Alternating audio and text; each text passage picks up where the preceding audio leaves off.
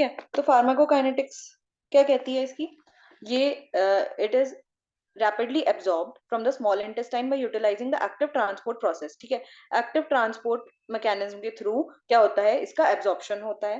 ठीक है, इसकी जो टी हाफ है, यानी कितनी देर में ये ड्रग जो है मेटाबोलाइज हो जाएगी, ये है 1 to 2 hours। ठीक है, the metabolites are excreted in urine mostly after conjugation. ठीक है, कॉन्जुगेशन के बाद ही जो मेटाबोलाइट्स हैं वो एक्सक्रीट आउट होते हैं। मैंने बताया था कॉन्जुगेशन क्या होता है, जो ड्रग होती है, कई बार ड्रग मोबाइल नहीं होती है, अपने आप मूवमेंट नहीं कर पाती है, तो उस कंडीशन में क्या होता है, ड्रग कॉन्जुगेशन शो करती है। ठीक है, ड्रग किसी प्रोटीन से बाइंड कर जाएगी और क्या हो जाती है, फिर मोबाइल हो जाती है, कहीं भी जा सकती है। ठीक है, तो जब कॉन्जुगेशन कर लेती है लीवोडोपा, तभी जाके ये एक्सक्रीट आउट होती है।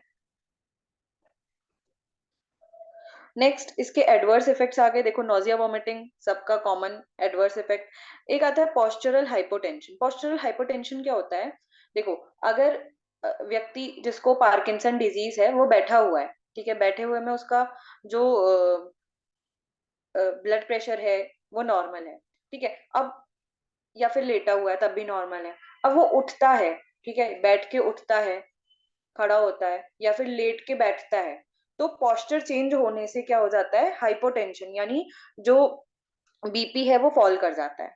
तो ये भी क्या है, लीवोडोपा के साइड इफेक्ट्स हैं। ठीक है, अगला आता है कार्डियक एरिदमिया। मैंने बताया था टेकिकार्डिया हो जाता है लीवोडोपा लेने से। क्यों, क्योंकि पार्किंसन डिजीज में हम देख रहे थे क्या हो रहा था, हाइपोटेंशन हो रहा था ना, तो अब जो ड्रग दी जा रही है वो क्या करेगी, इंक्रीज करेगी टेंशन को। ठीक है, तो इस वजह से क्या हो सकता है, कार्डियक एरिदमिया हो सकता है। अब ड्यू टू ये होगा बीटा एड्रेनर्जिक। ठीक है, beta, due to beta adrenergic action of peripherally formed dopamine more in patients with pre existing heart disease, alternation in taste sensation हो सकता है। ठीक है, किस में दिक्कत आ सकती है, जिनको पहले से हार्ट डिजीज है उन पेशेंट में लीवोडोपा लेने से दिक्कत आ सकती है। टेस्ट ऑल्टरनेशन हो सकता है, ठीक है, टेस्ट सेंसेशन हो सकता है ना आए। ठीक है, डोज क्या रहेंगी इसकी, देखो ये लीवोडोपा है, ये लीवोपा नाम से भी आता है। ठीक है, बाइडोपैल नेम से भी आता है। देखो दो तरह के नाम होते हैं, मैंने पहले भी बताया था, एक होते हैं जेनरिक नेम, एक होते हैं ब्रांड नेम। तो ये जो लीवोपा या फिर बाइडोपेल, ये हैं ब्रांड नेम्स हैं। ठीक है, जेनरिक नेम क्या है इसका, जो अपना ओरिजिनल नेम होता है वो है लीवोडोपा। ठीक है, अब इसकी डोज क्या होती है, start with 0.25 gram BD after meals. ठीक है, खाने के बाद 2 बार 0.25 ग्राम की डोज में दे सकते हैं। ठीक है, gradually increase till adequate response obtain, और धीरे धीरे क्या करते हैं, इसको बढ़ाते जाते हैं जब तक कि हमें अच्छा रिस्पॉन्स ना मिल जाए, जब तक कि जो सिम्टम्स हैं उनमें रिलीफ ना मिल जाए। ठीक है, अब नेक्स्ट आते हैं लीवोडोपा के साइड इफेक्ट्स। तो इसको भी लीवोडोपा से याद रखेंगे। ऐसे ही मैंने जब मॉर्फिन बताया था, तो मॉर्फिन के साइड इफेक्ट्स भी मॉर्फिन के नेम से ही आ रहे थे। ऐसे ही लीवोडोपा भी क्या है, लीवोडोपा में एल से लेथार्जी होगी। ठीक है, ई से यूफोरिया, यूफोरिया, यूफोरिया मैंने बताया था फीलिंग ऑफ जैसे हैप्पीनेस या फिर प्लेजर, ऐसी फील आने लग जाए। ठीक है, एक्सेसिव डे टाइम स्लीपीनेस, दिन में बहुत ज्यादा नींद। ठीक है, वॉमिट, ऑर्थोस्टेटिक हाइपोटेंशन, वही पोस्चरल हाइपोटेंशन जो मैंने बताया, डेल्यूजन हो सकता है, डेलीरियम हो सकता है, ड्राइनेस हो सकती है, डिस्काइनेसिया ही मैंने बताया था, कल ही बताया था, चलने फिरने में मूवमेंट फंक्शन ऑल्टर होते हैं। ऑन ऑफ फिनोमिना, अब ये देखो ये इंपॉर्टेंट है, adverse effect on off phenomena क्या होता है, लीवोडोपा लेने से कई बार ऐसा होता है कि लीवोडोपा से सिम्टम्स में रिलीफ मिलता है, तो ये तो हो गया ऑन इफेक्ट।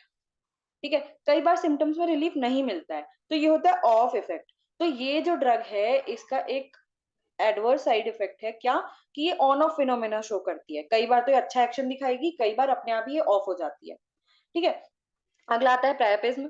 इसका मतलब होता है कि इरेक्टाइल डिसफंक्शन हो गया, यानी बहुत लंबे समय तक जो पेनिस है वो इरेक्ट रह जाता है। ठीक है, साइकोसिस हो सकता है, मतलब साइकोसोमेटिक डिसऑर्डर हो सकते हैं। ठीक है, एथेटोसिस, ये होता है स्लो मूवमेंट्स। ठीक है, या फिर ऑल्टर्ड मूवमेंट्स हो सकते हैं, मैंने बताया था ट्रेमर्स आते हैं, ट्रैप से याद कराया था, ट्रेमर्स, रिजिडिटी। ठीक है, एकाइनेसिया और पोस्चरल डिफेक्ट। ठीक है, तो ये हो गए इसके साइड इफेक्ट्स। अब आते हैं पेरिफेरल डीकार्बोक्सिलेज इनहिबिटर। ये हमने कल बहुत डिटेल में पढ़ा था कि कैसे एक्ट कर रहा है। तो ये पेरिफेरल कन्वर्जन ऑफ लीवोडोपा को रोक दे रहा था। ठीक है, पेरिफेरल कन्वर्जन ऑफ लीवोडोपा को रोक दे रहा था। तो कार्बिडोपा, देखो ये किन किन नामों से आता है, टाइडोमेट, एलएस, सिंडोपा।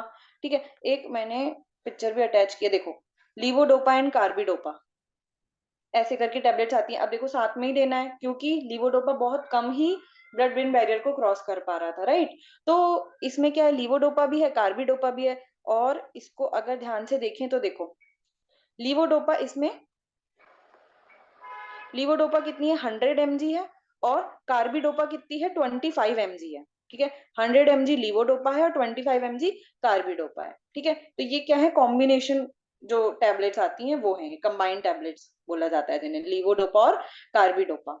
ठीक है, तो देखो क्या लिखा है, administered along with levodopa they increase T half in the periphery.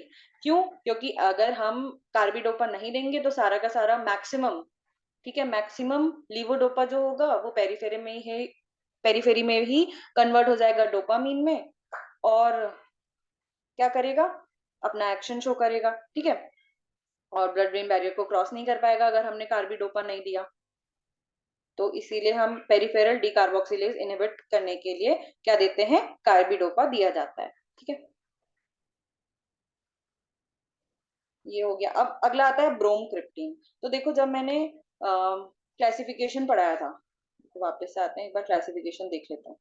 तो देखो डोपामिनर्जिक एंड एगोनिस्ट में मैंने बताया था ब्रोमक्रिप्टीन।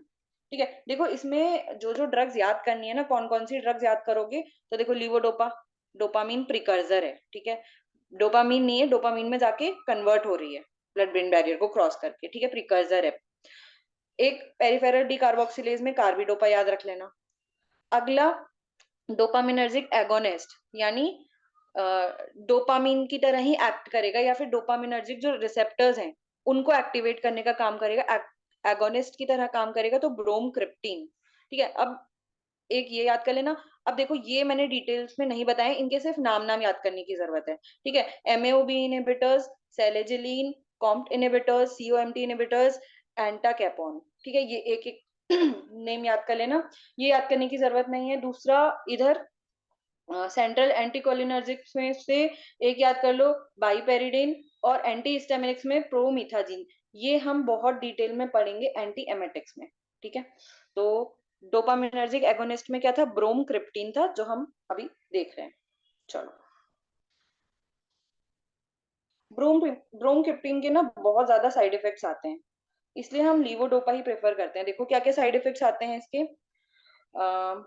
हाइपोटेंशन हो सकता है, नेजल स्टफीनेस हो सकती है, कंजक्टाइवल इंजेक्ट, ये गलत लिखा है कुछ, ये देख के बताऊंगी, ठीक है, मैं कुछ गलत है, स्पेशली वॉमिटिंग हो सकती है, हेलुसिनेशन हो सकते हैं। देखो नोजिया वॉमिटिंग तो सब में होता है, लेकिन हाइपोटेंशन, नेजल स्टफीनेस, नाक बंद हो सकती है। ठीक है, मार्क्ड फॉल इन बीपी, ठीक है, हो सकता है। तो ये दिक्कतें ब्रोमक्रिप्टीन को लेने से आ सकती हैं। और क्या है, इसका जो टी हाफ है, ठीक है, इसका जो टी हाफ कहेंगे, या फिर इसका जो एक्शन का टाइम होता है, जिसे हम बायोलॉजिकल लैग बोलते हैं ना, हमने पढ़ा था बायोलॉजिकल लैग क्या होता है, जितना हमने जब हमने ड्रग ली और उसके एक्शन शो करने में जितना टाइम लगा, तो वो कितना होता है, 1/2 to 1 hour। ठीक है, और फिर ओरल डोज का कितना होता है, हाफ से लेके 1 hour तक होता है। ठीक है, और कब तक रहता है, 6 से 10 घंटे तक इसका असर रहता है, किसका, ब्रोमक्रिप्टीन का। ठीक है, बस ऐसे याद कर लेना, ज्यादा कुछ नहीं है इसमें। अगला आते हैं, कुछ इंपॉर्टेंट पॉइंट्स हैं, क्या कह रहा है, none of the above drugs alter the basic pathology of Parkinson disease. ठीक है, तो ये ड्रग्स क्या हैं, ये ड्रग्स क्या कर रही हैं, या तो देखो हम लीवोडोपा दे रहे हैं, ये क्या कर रही है, कन्वर्ट हो जा रही है, किसमें, डोपामीन में कन्वर्ट हो जा रही है। कार्बिडोपा दे रहे हैं, कार्बिडोपा भी क्या कर रही है, जो पेरिफेरल कन्वर्जन था सिर्फ उसे रोक रही है। ठीक है, लीवोडोपा को जाने दे रही है। अगला हमने क्या करा, रिसेप्टर्स को मतलब एगोनिस्ट दे दिए। ठीक है, तो ये क्या कर रही है, जो बेसिक पैथोलॉजी है, बेसिक पैथोलॉजी क्या है, जो न्यूरॉन्स थे, न्यूरॉन्स डोपामिन रिलीज कर रहे थे, तो उसको अल्टर नहीं कर रही है। ठीक है, न्यूरॉन्स जो थे उनका फंक्शन बंद हो गया था, न्यूरॉन्स मतलब न्यूरॉन्स से डिस्ट्रक्शन हो जा रहा था ना न्यूरॉन्स का, हमने देखा था सब्सटेंशिया निग्रा में। तो उस पैथोलॉजी को ठीक नहीं करती है कोई भी ड्रग। ठीक है, drug only provide symptomatic relief. ठीक है, सिर्फ सिम्टोमेटिक रिलीफ दिला रही है, क्यों, क्योंकि न्यूरॉन्स कभी भी दोबारा नहीं बनाए जा सकते। ठीक है, and give most patients an additional 5 to 10 years of happier and productive life. ये पूरी तरह से जब तक दवाई लेंगे तब तक ठीक चलता रहेगा, वो बोलते हैं ना याप्य, याप्य व्याधि। ठीक है, तो जब तक हम दवाई लेते रहेंगे तब तक तो अच्छा चलता रहेगा काम, जैसी दवाई छोड़ी तो सिम्टम्स फिर से आने लग जाएंगे। ठीक है, तो देखो, combination of levodopa with D carboxylase inhibitor increases efficacy, हम पढ़ चुके हैं। ठीक है, तो यही था एंटी पार्किंसोनियन ड्रग्स के बारे में। ये कुछ है, देखो, ब्रोमक्रिप्टीन मैंने बताया, ठीक है, सेलिजीन, सेलिजिलीन, फिनार्गेन, प्रोमिथाजीन नाम से आता है, प्रोमिथाजीन एंटी हिस्टामिनिक था। ठीक है, ये है एंटाकेपॉन टैबलेट्स, 200 mg की डोज में आती हैं। ठीक है, तो थैंक यू, आज यही एंड करते हैं, नेक्स्ट लेक्चर में देखेंगे क्या स्टार्ट करना है। चलो फिर, बाय बाय, कल मिलते हैं।